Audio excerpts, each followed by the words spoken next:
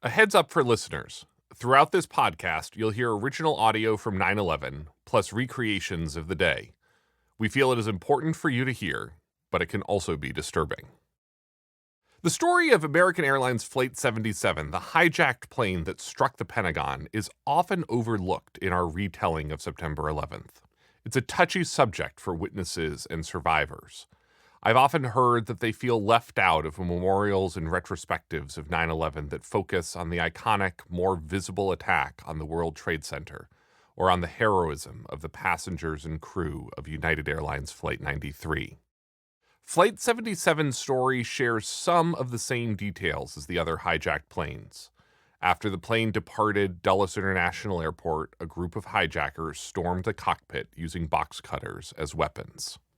Just before 9 a.m., they had control of the plane and turned it to the south. It looked originally like they were heading for the White House. Air traffic controller Danielle O'Brien watched from her radar in Dulles. She saw the plane fly towards Washington. O'Brien spoke to ABC's Brian Ross a few weeks later. How far out was that plane? Between 12 and 14 miles. John, our supervisor, relayed verbatim.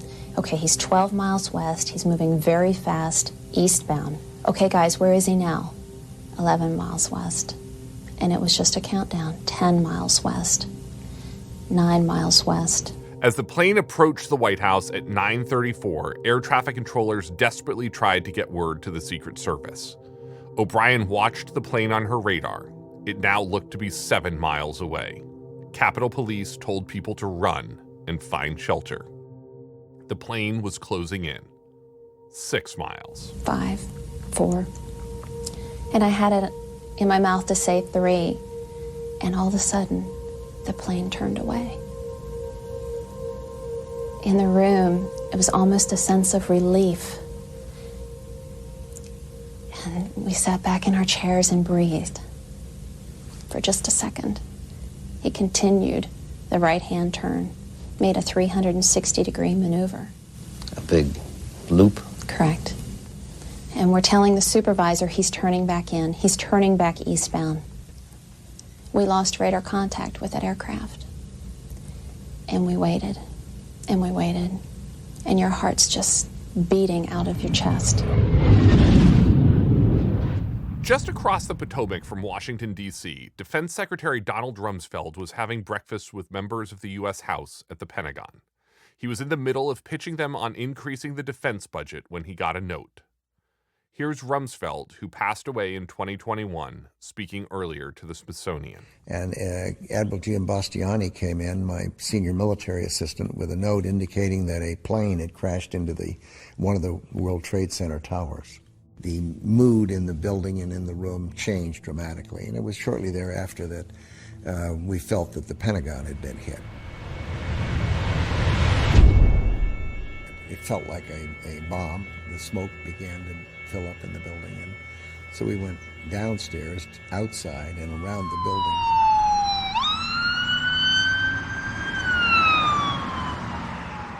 The common shorthand we use for Flight 77, that the plane hit Washington, is incorrect. The Pentagon is in nearby Arlington, Virginia, and it was the first responders from the Arlington County Fire Department, Arlington County Police, and the Pentagon Police who responded to the crash that morning. In the years after, nearly 10% of the Arlington County Fire Department would retire prematurely with post-traumatic stress from September 11th. But this isn't just the story of how that plane hit the Pentagon. I want to tell you about what happened afterward in the chain of command. In the wake of the crash, the rest of the government had lost contact with Don Rumsfeld. The silence left many to assume he was missing, perhaps injured, perhaps even dead.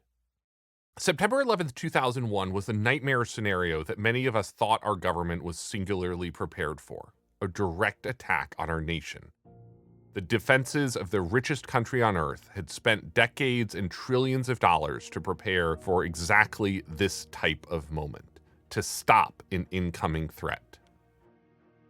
While the nation was under attack, the defense secretary was MIA. The president was aboard Air Force One, cut off from the rest of the leadership. Military commanders were scattered all over the world. High-ranking members of the White House staff were scrambling to take shelter or flee. The country seemed defenseless. Then, less than an hour after the Pentagon was struck, the fighter pilots who scrambled into the air over D.C. got an unprecedented order: shoot down any hijacked commercial airliners. But records from the day are unclear on who approved that order and when. Officially, the only people who would be authorized to give an order like that are in what's called the National Command Authority, a military operational chain of command that runs down from the President to the Secretary of Defense down to so-called combatant commanders. On 9/11, it seems the person who relayed that order wasn't in that group. Instead, it was Vice President Dick Cheney. I'm Garrett Graff, a journalist, historian, and author of the New York Times bestselling History of 9/11, The Only Plane in the Sky. I've spent most of the last 2 decades studying and reporting on that tragedy and how it changed our world. But as we near the 20th anniversary of the attacks, it's clear that many people still don't know the full story of 9/11. From Long Lead and Goat Rodeo, this is Long Shadow, a podcast about the enduring mysteries and lingering questions of 9/11. Episode 3, How a Surprise Attack, a Capitol Under Siege, and a dissolving chain of command led to one of the day's darkest decisions.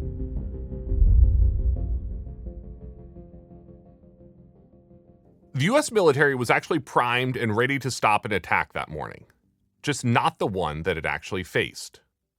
Many in the U.S. military weren't thinking about terrorism at all. Instead, we were prepared to fight the Cold War. Literally. That day, the U.S. military was engaged in something called Global Guardian, a huge annual training exercise to prepare our armed forces for a Russian attack. The planes that they had been focused on that morning?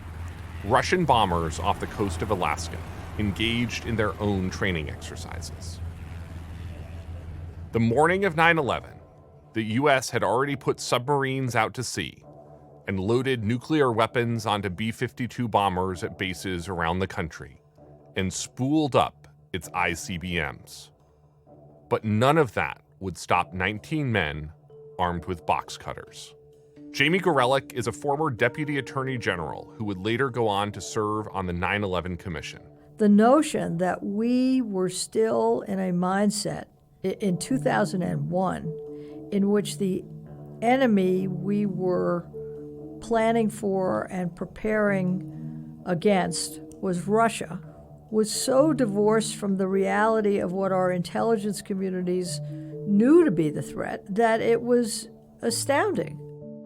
Part of the Global Guardian exercise involved responding to different training scenarios. A hypothetical attack would be proposed and the crew would read and react. But strange reports began trickling into commands as morning briefings wrapped up around the country. Lieutenant General Tom Keck was at Barksdale Air Force Base in Shreveport, Louisiana, and he remembers a captain telling him an aircraft had hit the World Trade Center. I started to correct him, Keck recalled when I interviewed him in 2016. When you have an exercise input, he told the officer, you have to start by saying, I have an exercise input. That way, it doesn't get confused with the real world, he told me. Then the officer pointed to the TV screens in the command center where Keck saw smoke pouring out of the World Trade Center. There's a huge gaping hole in one of the towers of the World Trade Center. This, Keck realized, was the real world. Oh, there's another one. Another plane just hit.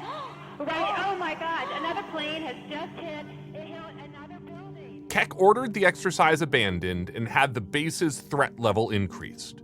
A few minutes later, he was handed a pistol. According to regulations, he had to wear it when the base was under attack. Similar confusion rippled across the U.S. military coast to coast.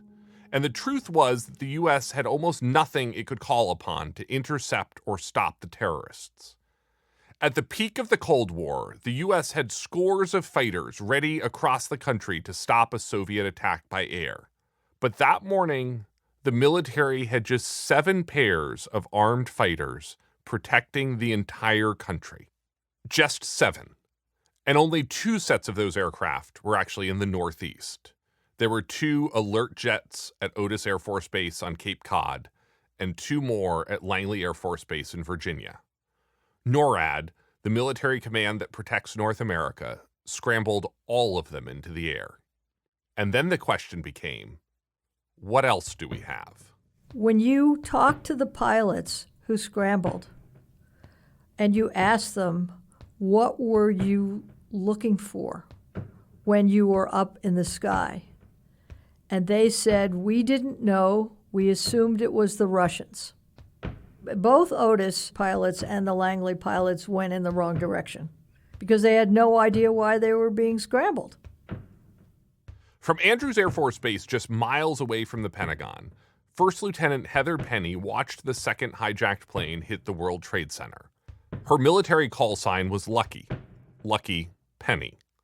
She was with the D.C. Air National Guard. Here's Penny speaking to Steve Scully on C-SPAN in 2011. I was a brand new first lieutenant. I had just gotten to the fighter squadron in January of 2001.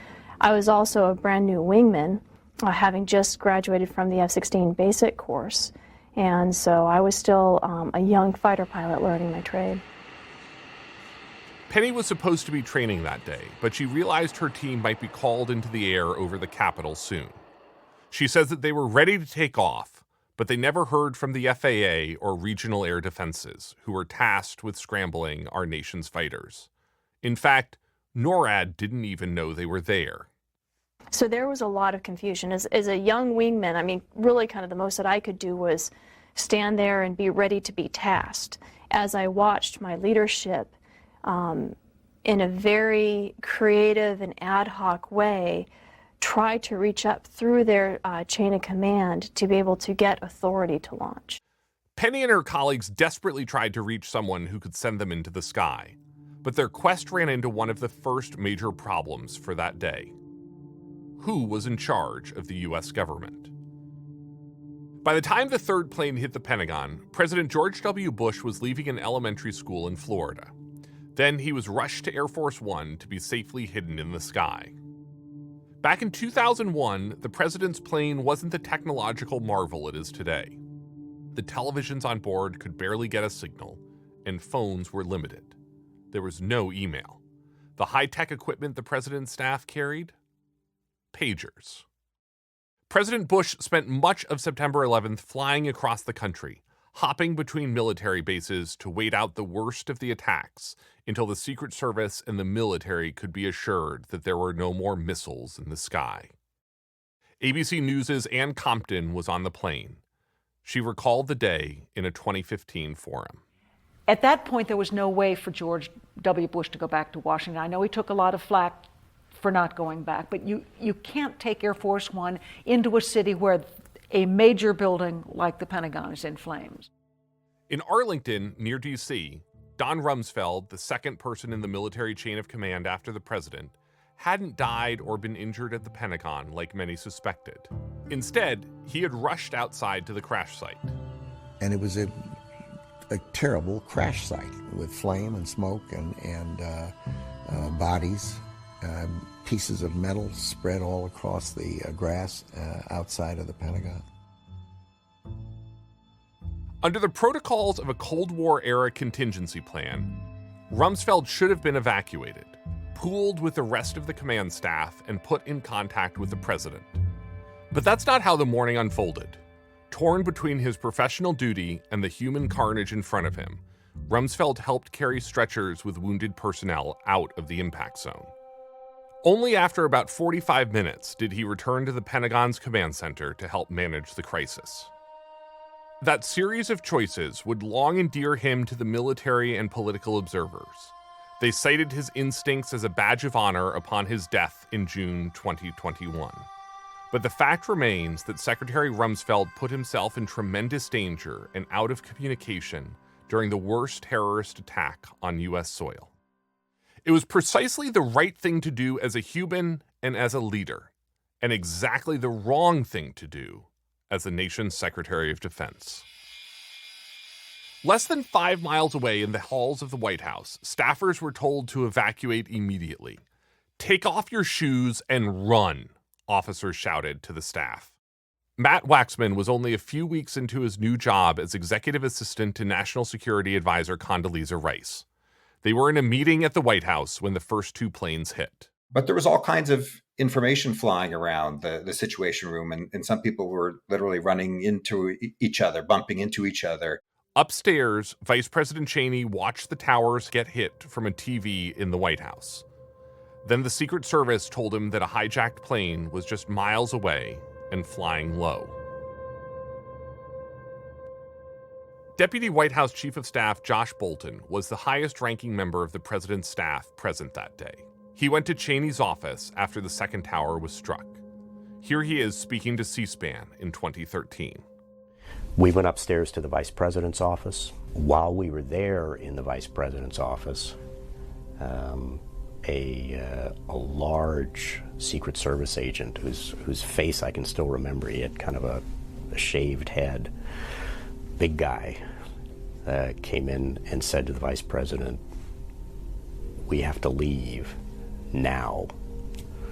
And the vice president was kind of reluctant. I mean, he was, he's still having a conversation and stuff, and he's not interested in fleeing his office. And so the Secret Service agent came around behind him and got him in a bear hug and picked him up off the ground and started running with him, with the vice president's legs sort of helping out along the way. And they disappeared off on the way to what has now been publicly disclosed as the bunker. That secure bunker underneath the East Wing had never been used before for an emergency. And the scene was already chaotic, according to Zero Fail, a new book out this year by the Washington Post's Carol Leonnig. She reports that the situation was so unimaginable that Cheney's Secret Service detail didn't even have the keys to get into the bunker that morning. Instead, they were still crouched outside the protective door when Flight 77 hit the Pentagon at 9:37 and entered the Presidential Emergency Operations Center only shortly thereafter. Matt Waxman later got word that Condoleezza Rice wanted him in the bunker too. We could hear fighter jets overhead as the senior staff and senior leaders were evacuated into the bunker.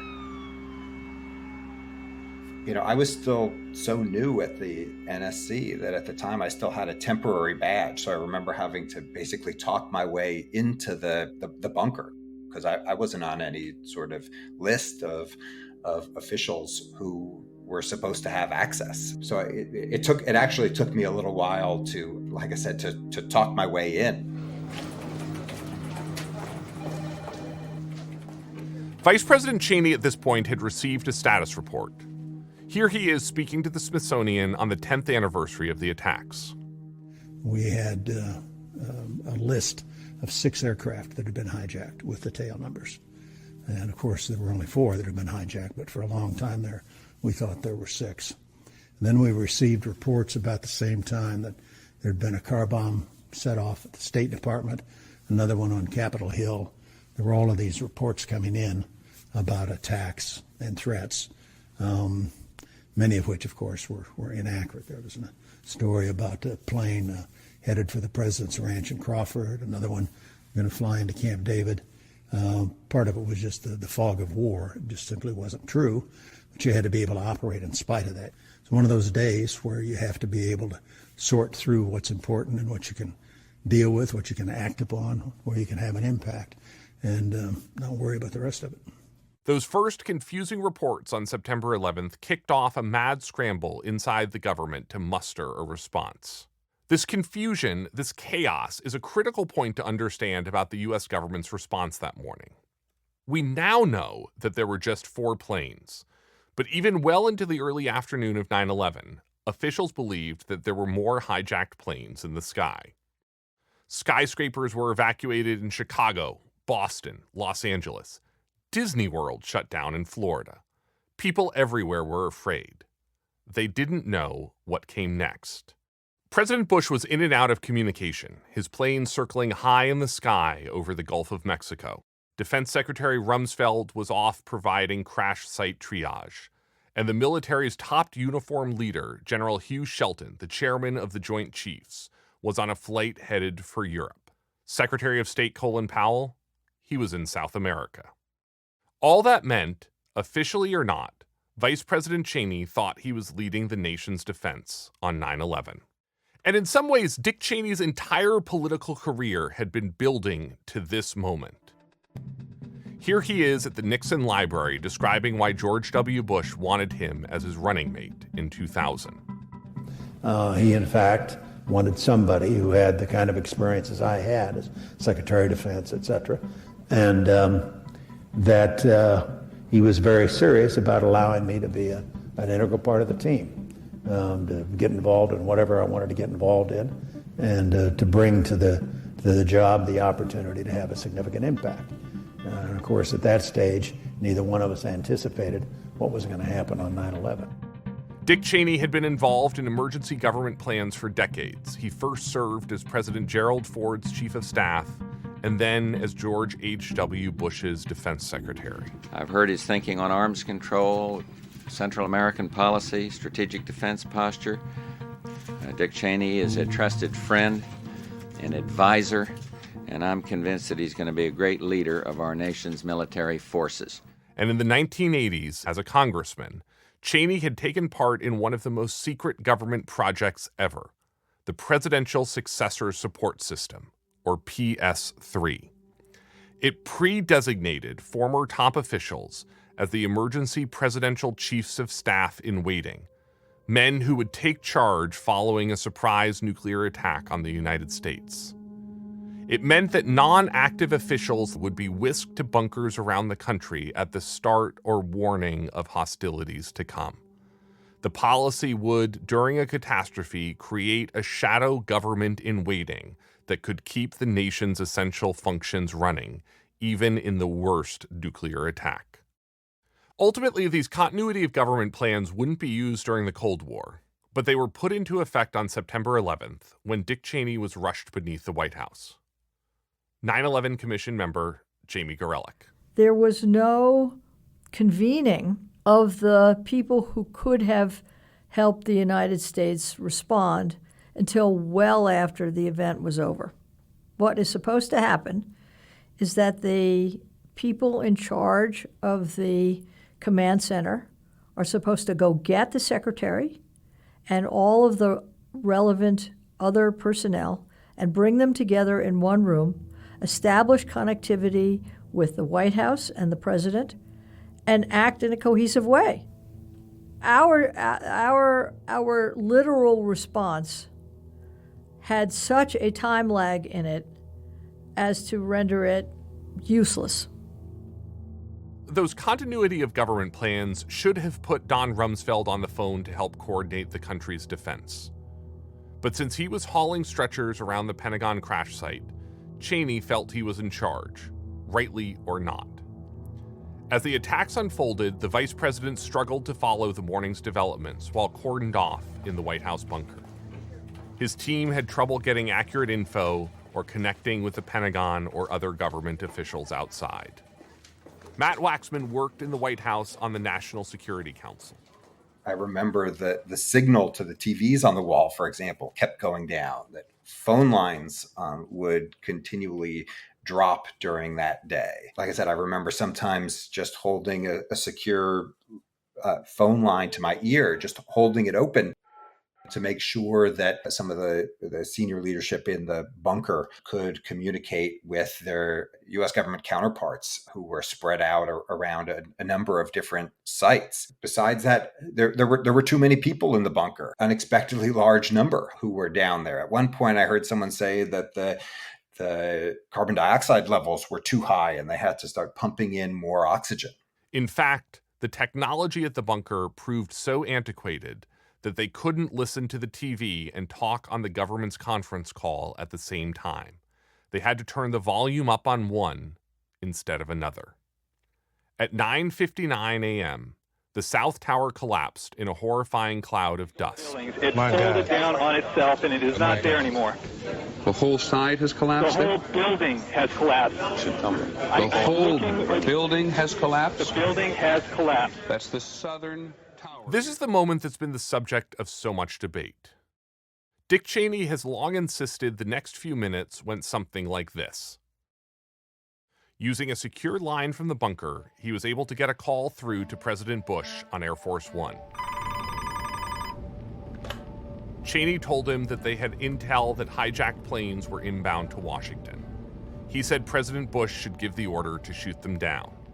The president agreed, and Cheney then passed along that command. Here's Bush's chief of staff, Andy Card. And I was sitting directly across from the president at his desk on Air Force One when this conversation is taking place. And it was a remarkable experience for me because the president was the only person I knew that could be asked that question who had empathy. He had been an Air National Guard fighter pilot. And he said, I can't imagine, these are roughly the words he said, I can't imagine being a 22-year-old pilot being told to shoot down a commercial jetliner. The Pentagon's main link to the White House bunker that morning went through Navy Commander Anthony Barnes. He was part of that top-secret Presidential Continuity of Government program and was on duty that morning, staffing the bunker, as it is 24/7, for a moment just like this. Barnes had never spoken publicly about that morning until I interviewed him in 2018. They were asking for permission to shoot down an identified hijacked commercial aircraft, Barnes told me. I asked the vice president that question, and he answered it in the affirmative. I asked again to be sure, Sir, I am confirming that you have given permission. I wanted to make sure that there was no mistake whatsoever about what was being asked. Then Cheney answered without hesitation in the affirmative. He apparently didn't think twice. Scooter Libby, his chief of staff, recalled the vice president made the decision, quote, in about the time it takes a batter to decide to swing.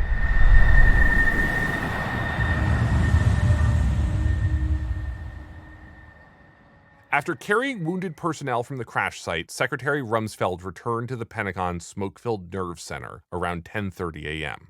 He spoke to the vice president by phone shortly thereafter. According to a transcript of the call, here's how it went. Cheney told the defense secretary, quote, there's been at least 3 instances here where we've had reports of aircraft approaching Washington. Pursuant to the president's instructions, I gave authorization for them to be taken out. Rumsfeld didn't respond. Cheney broke the silence and asked, hello? Finally, Rumsfeld replied, yes, I understand. So we've got a couple aircraft up there that have those instructions at this present time? Cheney answered, that is correct, and it's my understanding they've already taken a couple of aircraft out. Vice President Cheney's assumption that morning was wrong. The downed aircraft he was referring to, United Airlines Flight 93, had crashed at 10:03, more than 30 minutes earlier. 9/11 Commissioner Jamie Gorelick. One of the most shocking aspects of the 9/11 Commission report and process was that we had sessions with very senior and responsible people within the Air Force who told us that they were tracking Flight 93, for example, and had it not crashed in Pennsylvania, would have been in a position to take it out. That turned out to be entirely false. In the subsequent years, Bush and Cheney both have repeated that same timeline of that order. The vice president spoke to the president from the bunker, advised him to approve the shoot-down order, and President Bush did so. But there's little proof to support it. In fact, the closer you look, the more it appears that Vice President Cheney gave the order unilaterally. So did the president approve it only after Cheney had already ordered the fighters into battle? According to the 9/11 Commission, Deputy Chief of Staff Joshua Bolten was present when Cheney gave the authorization to Barnes to shoot down the planes. They found that Bolten watched the exchange and, after what he called a quiet moment, he suggested the vice president call the president to confirm the engagement order. The 9/11 Commission report reads, quote, He wanted to make sure the president was told that the vice president had executed the order. He said he had not heard any prior discussion on the subject with the president. In other words, according to the 9/11 Commission, Cheney gave the order. Then Bolton recommended that the vice president confirm it with the president. There's some supporting evidence for Cheney's version from National Security Advisor Condoleezza Rice. She told the 9/11 Commission that when she entered the bunker, she heard Cheney on the phone with the president. Rice said she remembered hearing the vice president say, quote, "Sir, the combat air patrols are up. Sir, they're going to want to know what to do." But if that call did take place, there's no record of it. Commission member Jamie Gorelick investigated the timeline of the shootdown. When we looked at the call records to President Bush, who was in the air himself or on the ground at the school, we did not see evidence of a call in the relevant time period. The vice president said he had made that call, but we didn't see confirming records. If the president had been incommunicado in some way, that would have been understandable that the vice president would have tried to do what he could to protect the country. But if he could have reached the president and decided on his own without that conversation to take action, that would have been troubling. It's the most consequential order of the entire morning, perhaps one of the most important in American history. An order that, as George W. Bush himself realized that morning, would be unthinkable to pass along to a young fighter pilot. The order to fire a weapon of war into the side of a civilian airplane. And yet, as best as we can tell, it's an order that came from someone who didn't have the authority to give it. That's the reason we're talking about it on this podcast. The vice president is not in the military chain of command. That means, legally speaking, he can't scramble the nation's fighters into battle. And he certainly didn't have the authority to make a decision that would kill American civilians. According to the standard protocols, that order could have only come from the president or the Secretary of Defense.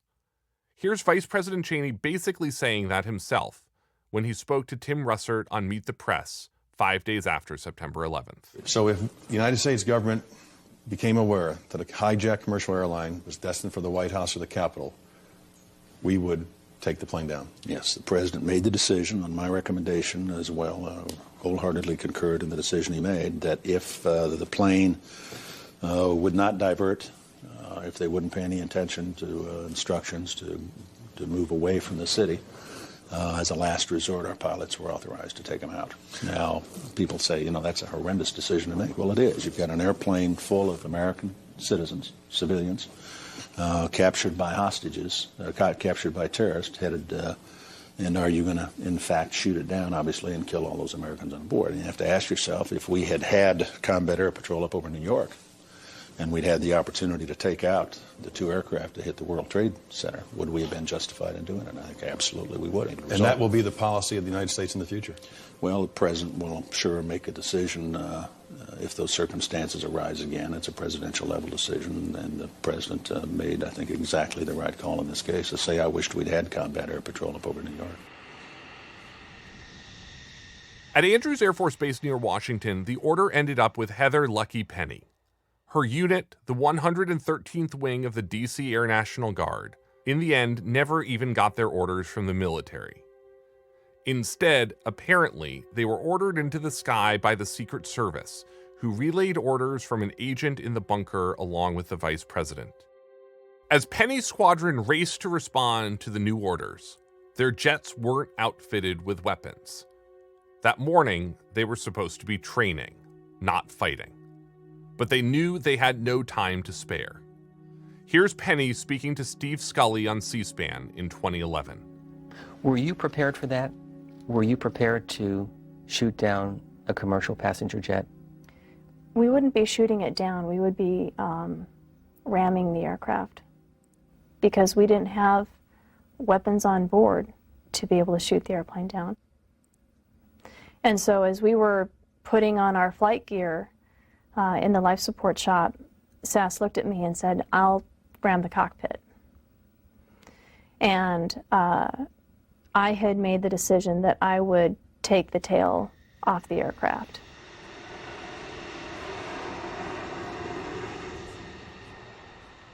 I mean, the people on Flight 93 were heroes, but they were going to die no matter what. And so my concern was, how do I minimize collateral damage on the ground? Penny and her flight lead flew out over the Maryland countryside, but the plane she was looking for, United Airlines Flight 93, was nowhere to be seen. Later, when word reached the White House that it had crashed into a field, the vice president assumed his shoot-down order was behind it. But were U.S. fighter jets ever in a position to take down a hijacked plane? The answer is a clear no. Cheney's assumption that morning was wrong.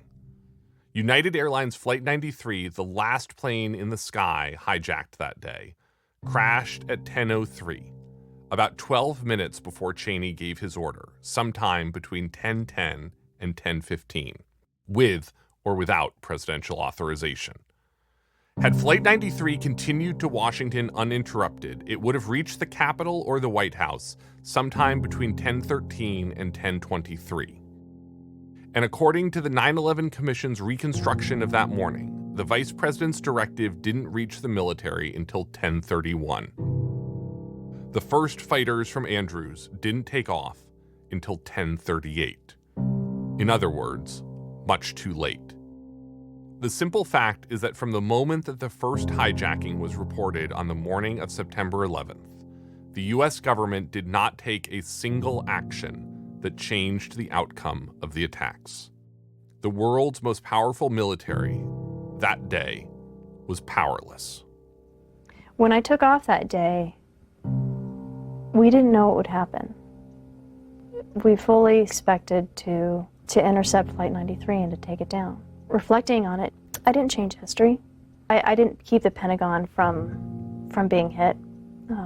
So the experience of the moment and did we actually change the course of events were kind of two different things. So how you resolve those is, I don't know that you really do. Next time on Long Shadow, hear how air traffic controllers shut down the nation's airspace with no warning and no playbook. They landed more than 4,000 planes in the hours after the attacks. But what if more planes were meant to be hijacked that day, and they never got off the ground? That's right, a plane that was only minutes from being in the air on 9/11, a plane that some believe could have become a fifth missile. That episode of Long Shadow will premiere next week, September 1st, with new episodes then following every Wednesday and Friday through 9/11.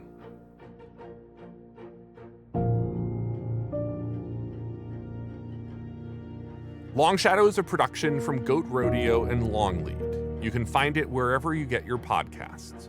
Go ahead and rate the show and leave us a review. It helps spread the word. I'm your host, Garrett Graff. Long Shadow's lead producer is Max Johnston. John Patrick Pullen is the show's executive producer. The episode was written by me and Max. Story editing from Morgan Springer. Editorial support from Dan Eisner, Diana Albasha, and Owen O'Carroll. Senior producers at Goat Rodeo are Megan Nadolski and Ian Enright. Rebecca Seidel is managing producer. Music from Blue Dot Sessions and Ian Enright. Podcast artwork by Emily Crawford. Longlead's creative director is Natalie Matuszewski. And a thanks to ABC, CBS, NBC, PBS, C-SPAN, and the 9/11 Memorial and Museum for some of the archival audio you hear on the show.